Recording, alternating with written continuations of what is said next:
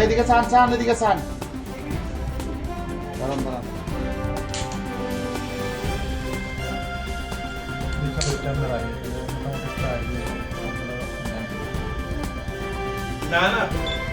একটি ব্যাগ নিয়ে সে সাসপিশিয়াসলি ঘোরাফেরা করছে। যখন তাকে আমরা আমাদের স্টাফ আটক করে যখন তার ব্যাগ তল্লাশি করা হয়, তল্লাশি করে তার ব্যাগ থেকে একটি 7.65 mm একটি ইলিগ্যাল স্মল ফায়ার আর্মস লগে দুটি ম্যাগজিন এবং দুটি লাইভ কার্ট্রিজেস উদ্ধার করি আমরা তার কাছ থেকে। ওর নাম কি এবং ওর বাসা কি? হ্যাঁ, ওর নাম সুব্রত দত্ত, ওর বাড়ি সিপাহীজলা ডিস্ট্রিক্টের মধুপুর এরিয়াতে, মধুপুর থানার অন্তরে। এই যে বন্দুকটা পাওয়া গেছে এটা কি মানে মেড ইন ইন্ডিয়া নাকি?